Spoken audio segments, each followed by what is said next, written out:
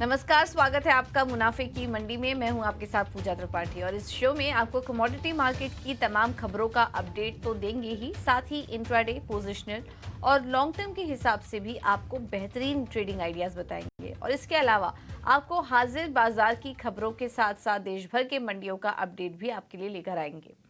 चलिए शो की शुरुआत करते हैं। कुछ ही देर में हमारे साथ एक्सपर्ट भी शामिल होंगे। किशोर नानी जी हमारे साथ जुड़ेंगे मोतीलाल ओसवाल से, वंदना भारती जी हमारे साथ मौजूद होंगी एसएमसी ग्लोबल सिक्योरिटी से, और दिनेश सोमानी जी भी हमारे साथ मौजूद होंगे प्रो इंटेलीट्रेड सर्विसेज से।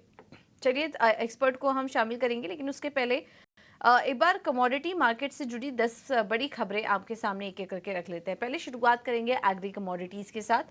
जीरा दायरे में कारोबार कर रहा है। कल की मजबूती के बाद आज हम देख रहे हैं कि 28,300 के करीब है जीरा। धनिया भी आज दायरे में कारोबार कर रहा है 7,500 के करीब, और हल्दी में भी ऊपरी स्तरों से मुनाफा वसूली है कल की तेजी के बाद। 18,300 रुपए के पास आज हल्दी में कारोबार हो रहा है।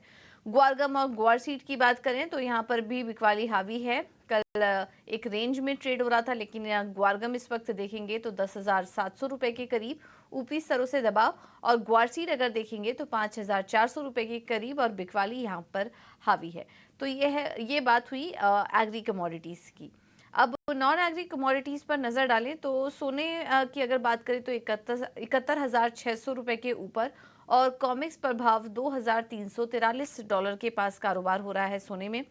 चांदी में नजर डालेंगे तो 88,840 के करीब, और कॉमिक्स प्रभाव $29 के पास इस वक्त ट्रेड कर रहा है चांदी।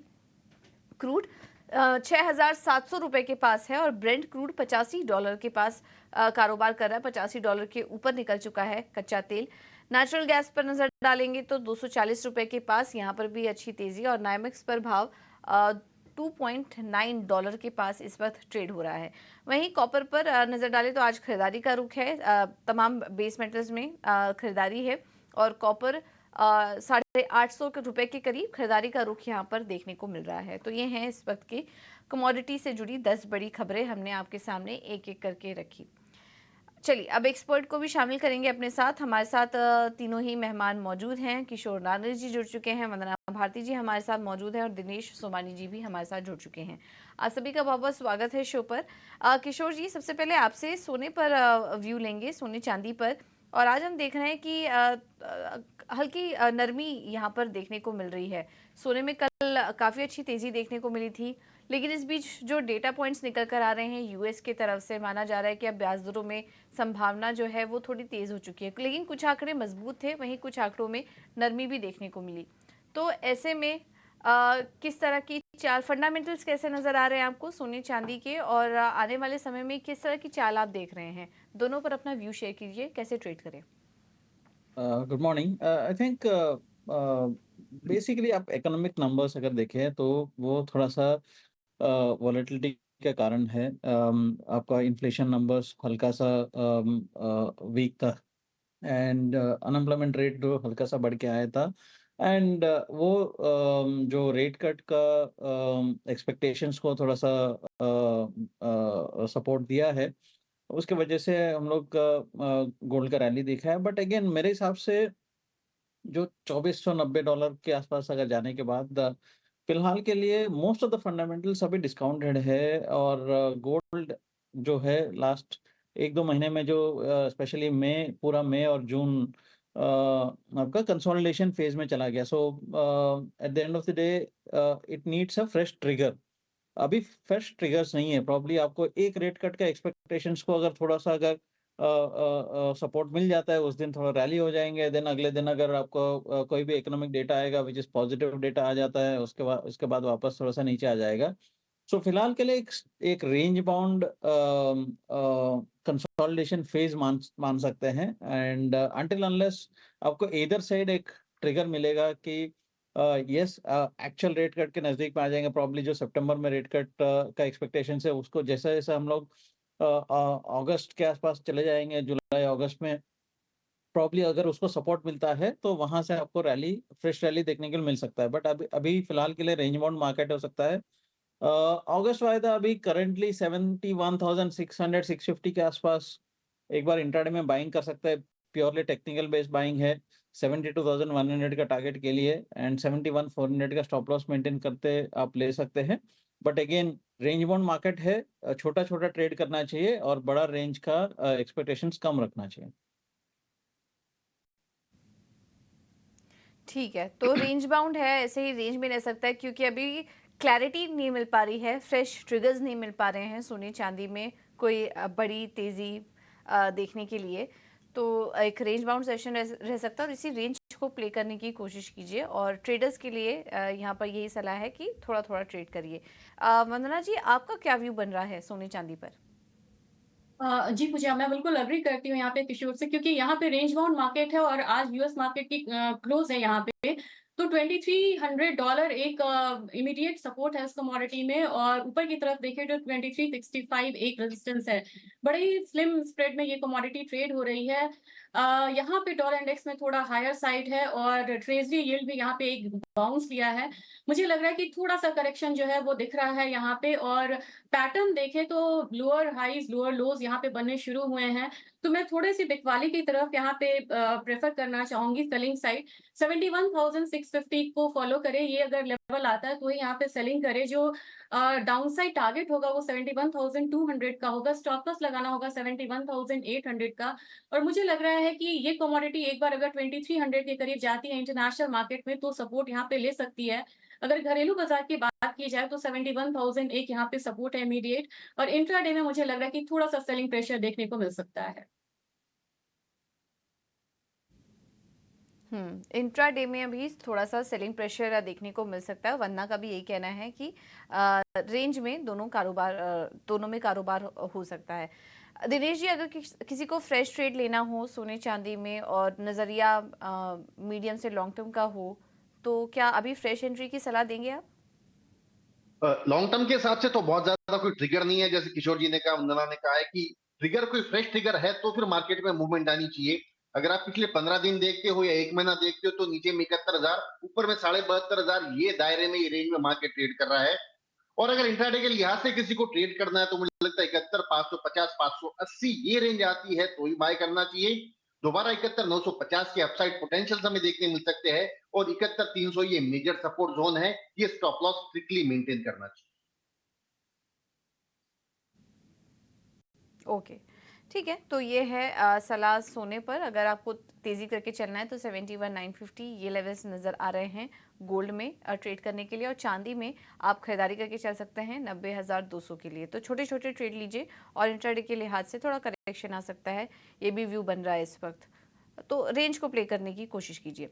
अब बात करते हैं क्रूड की, और क्रूड में आज अच्छी तेज़ी देखने को मिल रही है क्योंकि चीन की तरफ से जो रिटेल डेटा आए हैं उसके बाद हम देख रहे हैं कि काफ़ी अच्छी तेज़ी यहाँ पर देखने को मिली, उसी पर रिएक्शन दिख रहा है। और इसके अलावा समर सीजन भी है, उसमें डिमांड भी बढ़ने की बात की जा रही है, इन्वेंट्री में थोड़ी कमी हुई। ये तमाम ट्रिगर हैं जिससे कि कच्चे तेल को सपोर्ट मिल रहा है निचले स्तरों से, और अभी $85 प्रति बैरल के पार निकल चुका है। किशोर जी, यहाँ से और कितना अपसाइड आप देख रहे हैं क्रूड में? आई थिंक क्रूड में अगेन दोनों पुश एंड पुल फैक्टर्स है। आप चाइनीज का डेटा अगर देखें तो आपका इंडस्ट्रियल आउटपुट अभी भी वीक है।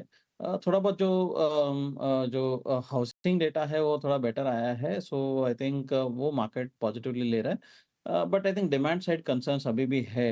हालांकि आई एंड ईआईए दोनों ने कि सेकेंड हाफ ऑफ 2024 से आपको इम्प्रूव डिमांड आउटलुक दिया है, and I agree with that. But अभी का फिलहाल करंट इन्वेंट्रीज के साथ अगर देखेगा तो वो इमीडिएट ट्रिगर्स नहीं है। नंबर 2 आपको मिडल ईस्ट में स्पेशली जो जियोपॉलिटिकल कंसर्न्स है और इवन यूक्रेनियन वॉर है, दोनों थोड़ा-सा एस्केलेट होते हुए दिख रहे हैं। आई थिंक वहाँ पे हिज़्बुल्लाह के साथ इज़राइल कहीं न कहीं कॉन्फ्लिक्टिंग टर्म्स में बात कर रहा है, एंड यहाँ पे जो सीज़ फायर का प्रपोज़ल देने के बाद प्रोबब्ली रशिया से थोड़ा-सा एग्रेशन बढ़ सकता है, तो just to pressurise Ukraine uh to agree to the terms or even to bring them to the table. So I think वो दोनों थोड़ा सा शॉर्ट टर्म में आपको सेंटिमेंटली एक पॉजिटिव मोमेंटम दे सकता है, एंड उसको ध्यान में रखते हुए एक्चुअली क्या है कि क्रूड को बाइंग करना चाहिए प्रॉब्ली 6715 जो है 6715 के आसपास जुलाई वायदा बेटर लगता है। एंड 6660 के आसपास का आपका टारगेट होना चाहिए, स्टॉप लॉस होना चाहिए, 6830 का टारगेट हो सकता है। बट अगेन बिकॉज़ ये जो कंसर्न्स है वो इमीडिएट नहीं है और यहाँ पे शायद गलत जाने का आशंका ज़्यादा हो सकता है, तो प्रोबब्ली आई वुड सजेस्ट कि आप ऑप्शंस में ट्रेड करें और 6700 का जो कॉल ऑप्शन है अराउंड 186 के आसपास मिल रहा है। छोटा स्टॉप लॉस रखिए, ₹20 के आसपास स्टॉप लॉस रखिए 165 का, एंड 225-230 रुपए तक ये कॉल ऑप्शन का रेट है वो बढ़ सकता है, तो 6700 का कॉल ऑप्शन एक बेहतर उपाय हो सकता है। ओके। और नोटिस करिए कल से हमारे साथ जो भी एक्सपर्ट जुड़ रहे हैं वो कच्चे तेल में ऑप्शन के ज़रिए ही ट्रेडिंग की सलाह आपको दे रहे हैं। इस पर आप ध्यान रखिए, ऑप्शंस के ज़रिए अगर आप ट्रेड कर सकते हैं तो करिए। स्ट्रिक्ट स्टॉप लॉस के साथ यहाँ पर आपको ट्रेड करने की राय दी जा रही है। अ, इस बीच एक खबर की तरफ चलते हैं और सूत्रों के हवाले से खबर आ रही है कि सरकार जल्द ही खरीफ फसलों के एमएसपी में बढ़ोतरी कर सकती है। इस बड़ी खबर पर बात करने के लिए हमारे साथ पूर्व एग्रीकल्चर सेक्रेटरी सिराज हुसैन जी जुड़ चुके हैं। Siraj ji, thank you so much ET now Swadesh को समय देने के लिए। तो किस तरह की चर्चाएं चल रही हैं सर, खरीफ फसलों की एमएसपी को बढ़ाने को लेकर कितनी बढ़त हो सकती है और कौन कौन से फसलें हैं जहां पर कि ये कदम उठाया जा सकता है?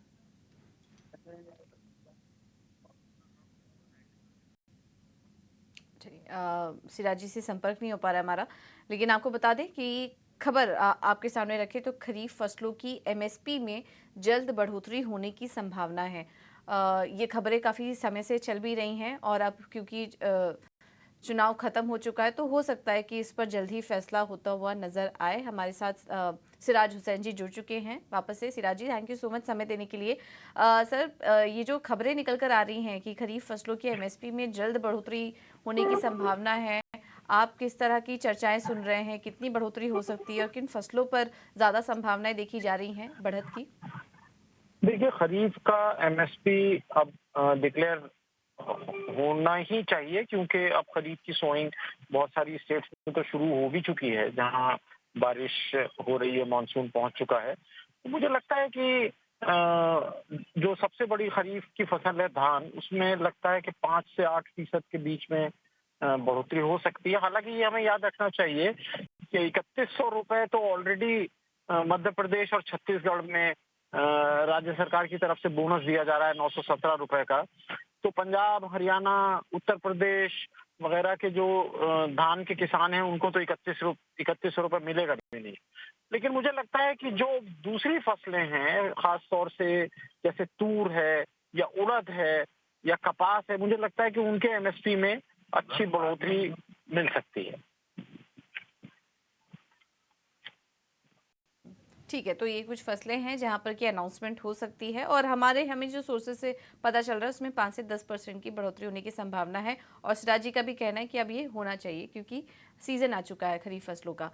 Thank you so much Siraj ji, अपना कीमती समय हमें देने के लिए और इस खबर पर अपना विश्लेषण करने के लिए। आगे बढ़ते हैं और हम कच्चे तेल पर बात कर रहे थे। एक बार क्विकली दोनों एक्सपर्ट से भी उनकी राय ले लेते हैं। वंदना जी, आप कैसे ट्रेड देख रही हैं क्रूड पर?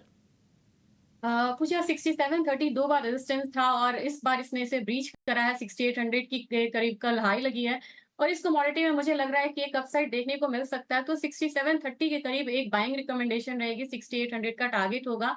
स्टॉप लॉस लगाना होगा 6700 का। और देखा जाए तो गैसोलीन का जो अभी कंजम्पशन है वो पिछले बार से 2% कम है। ये कंसर्न है इस मार्केट के लिए और समर ड्राइविंग सीजन की वजह से ये यहाँ पे बढ़ रहा है ऊपर की तरफ। तो मेरे ख्याल से यहाँ पे जो अपसाइड है वो लिमिटेड रहेगा, करीब से करीब 6850 से लेके 6870 और वहां से फिर हम एक करेक्शन आता हुआ देख सकते हैं। तो इंट्राडे में बाइंग स्ट्रैटेजी यहाँ पे रहेगी और शॉर्ट टर्म में मुझे लग रहा है कि 6830 6850 के करीब यहाँ पे सेलिंग करना चाहिए। ओके, तो इंट्राडे के लिए तो आप बाई करके चल सकते हैं, लेकिन शॉर्ट टर्म के लिए पोजिशनल अगर व्यू जानना है तो बिकवाली करके चलिए। दिनेश जी, आपका क्या नजरिया बन रहा है? कुछ कॉन्ट्रा ट्रेड लेंगे या लिमिटेड अपसाइड देख रहे हैं या फिर इन स्तरों पर और तेजी आप करेंगे? थोड़ा मेरा कॉन्ट्रा ट्रेड है। मैं देख रहा हूँ निचले स्तर जो 6100 बना था, वहां से 6750 के लेवल्स आए हैं। मेरे हिसाब से 67 55 70 ये जो जोन है, ये दायरा है, ये एक रेजिस्टेंस लेवल है। इन लेवल पर मेरे हिसाब से बिकवाली करके चलना। ये डाउन साइड 66 60 के लेवल्स हमें देखने मिल सकते हैं। और 68.20 का इसमें स्टॉप लॉस मेंटेन किया जा सकता है। जो निचले स्तर से जो पुल बैक रैलीज आई, मुझे लगता है करेक्टिव फेज में थोड़ा बहुत नीचे आ सकता है। ओवरऑल ट्रेंड अब इसका अप हो चुका है। 6650 के आसपास कहीं पर भी आप बाय करके चल सकते हैं। ठीक है। तो ये है सलाह कच्चे तेल पर आपके लिए। अगर ऑप्शन के ज़रिए ट्रेड करना है तो भी आपको व्यू बता दिया गया है, और बाय और सेल के दोनों साइड के ट्रेड आपको बता दिए हैं। अगर आप इंट्राडे ट्रेडर हैं तो इन लेवल्स का ध्यान रखिए, और पोजिशनल ट्रेडर्स हैं तो भी आपको लेवल्स बता दिए।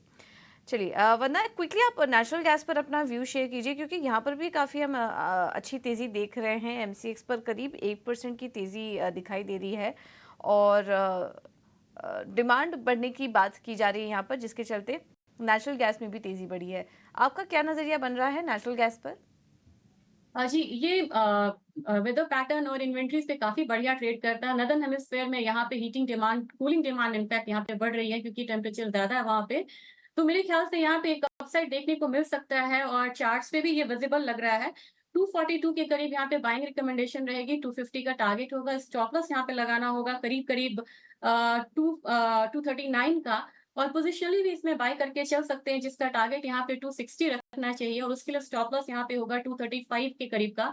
और मुझे लग रहा है कि इस कमोडिटी में डिप पे जो बाइंग है वो फिर से इमर्ज होके यहाँ पे आ सकती है। अच्छा, ठीक है। तो ये है सलाह नेचुरल गैस पर। 250 के टारगेट के लिए आप यहाँ पर तेजी करके चल सकते हैं। एक छोटी और खबर की तरफ आपको ले चलते हैं, और खबरें हैं मसालों से जुड़ी, स्पाइसेस से जुड़ी। और इस बीच हम देख रहे हैं कि सिंगापुर और हांगकांग में जिस तरह के एक्सपोर्ट के आंकड़े आ रहे हैं, वहाँ पर भारतीय मसालों को गुणवत्ता को लेकर कुछ सवाल भी उठाए गए। लेकिन उसके बाद भी FY 23-24 में हम देख रहे हैं कि मसालों का एक्सपोर्ट रिकॉर्ड ऊंचाई पर देखने को मिल रहा है। इस खबर पर और बातचीत करने के लिए हमारे साथ ऊंझा APMC के चेयरमैन दिनेश पटेल जी जुड़ चुके हैं।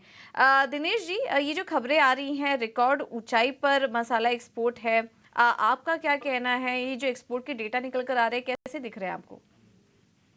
मैडम, आफ्टर कोविड इंडियन मसालों की बहुत सारी डिमांड निकल के आई है, और पिछले 3 साल में कंटिन्यूअसली हम देखते हैं कि हर साल अपना मसाला एक्सपोर्ट बढ़ता ही जा रहा है। लास्ट ईयर जो 3.95 बिलियन US डॉलर का अपना एक्सपोर्ट था, इस बार उसमें 17% इंक्रीज होके करीबन 4.46 बिलियन डॉलर का वॉल्यूम हुआ है। जो सीड स्पाइस है, ऊंझा से भी जो मसाले निर्यात होते हैं, उसमें भी वैल्यू टर्म में काफी इंक्रीज हुआ है, करीबन उसमें भी 16 to 17% का इंक्रीज है। इसलिए इंडियन मसालों की डिमांड बढ़ती ही जाती है।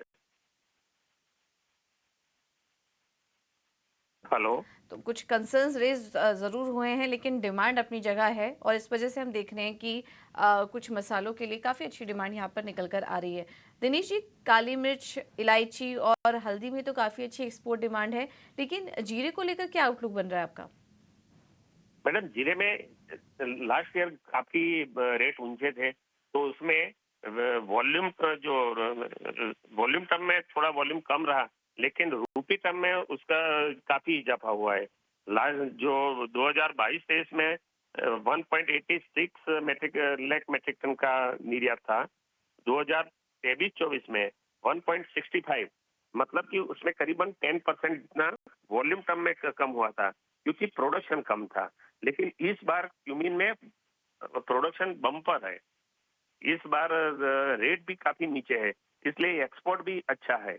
इसलिए इस बार देखे तो वॉल्यूम काफी बढ़ गया है, इसकी वजह से रूपी टर्म में भी अपन को काफी इजाफा होने की पूरी उम्मीद है। Hello. Okay Dinesh ji, thank you so much आपका समय देने के लिए, और खबर पर अपना विश्लेषण देने के लिए, पूरा एनालिसिस करने के लिए बहुत बहुत धन्यवाद आपका। तो गुणवत्ता को लेकर सवाल तो उठ रहे हैं, लेकिन एक्सपोर्ट में अच्छी बढ़त देखने को मिल रही है, और तमाम मसालों पर, उनके एक्सपोर्ट आउटलुक पर अभी दिनेश जी बात भी कर रहे थे।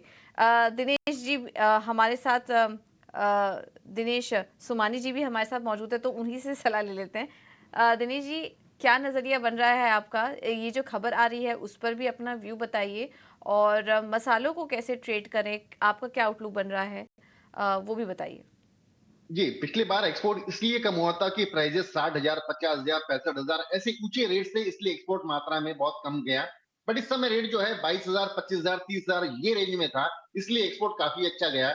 अगर हम अप्रैल के ही जीरे की फिगर्स देखते हैं तो करीब करीब 40,000 टन का एक्सपोर्ट हुआ है, जो इस महीने में कभी पिछले बार कभी 10 सालों में भी नहीं हुआ है।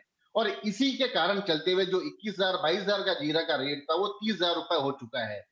बट अब मुझे लगता है कि एक्सपोर्ट में ऑलरेडी काफी जा चुका है माल। अब बाजार वहां पे थोड़ा सा रुकना चाहिए। 28,600, 29,000 का जुलाई का जीरा मेरे हिसाब से सेल करना चाहिए। 29,600 के ऊपर जीरा जाता हुआ मुझे लगता नहीं है। नीचे में दोबारा 26,500 आता हुआ दिखता है।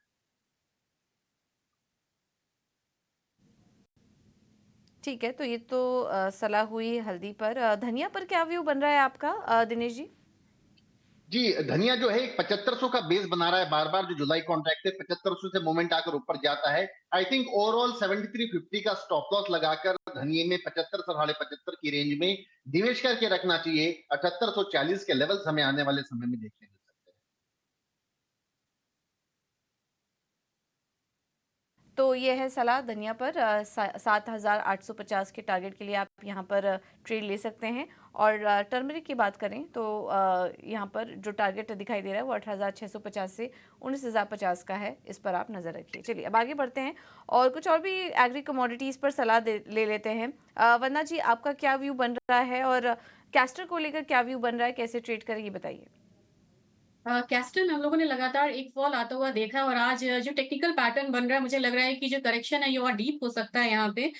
जुलाई कॉन्ट्रैक्ट में यहाँ पे 5725 के करीब यहाँ पे एक सेलिंग रिकमेंडेशन रहेगी और इस बार लग रहा है कि 5700 का जो लेवल है वो ब्रीच हो सकता है। तो यहाँ पे टारगेट होगा 5680 का और यहाँ पे स्टॉप लॉस लगाना होगा 5745 के करीब का। और मुझे लग रहा है कि प्राइसेस कहीं ना कहीं 5680 से लेके 5650 तक नीचे की तरफ करेक्ट हो सकता है।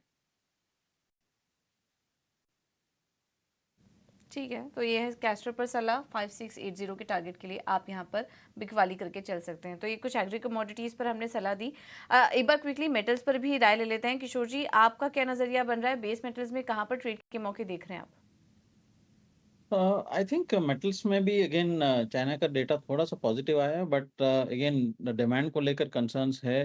मुझे नहीं लगता है कि यहाँ से डिमांड इंक्रीमेंटली ग्रोथ होगा। सो कॉपर थोड़ा बहुत पॉजिटिव है, but I think outstanding metal अभी फिलहाल के लिए जो मेरे को इमीडिएट ट्रेडिंग मौका दिख रहा है जिंक में। जिंक जून वायदा 260 के आसपास आप खरीदारी कर सकते हैं। 257 का स्टॉप लॉस मेंटेन करना चाहिए। 265 266 के आसपास का आपका टारगेट्स हो सकता है। ठीक है, थोड़ी वीकनेस आई है जिंक में, हल्की नरमी देखने को मिल रही है, लेकिन यहाँ पर आप खरीदारी करके चल सकते हैं। जिंक पर अगर आप ध्यान दें, नोटिस करें तो सभी एक्सपर्ट फिलहाल पॉजिटिव नज़रिया बन रहा है उनका। और किशोर जी की सलाह है कि 265 के टारगेट्स अब यहाँ पर देखने को मिल सकते हैं जिंक में। चलिए फिलहाल इस शो में इतना ही। किशोर जी, वंदना जी, दिनेश जी, आप तीनों का ही बहुत बहुत धन्यवाद हमारे साथ जुड़ने के लिए और अपना एनालिसिस करने के लिए कमोडिटी मार्केट पर। एक छोटे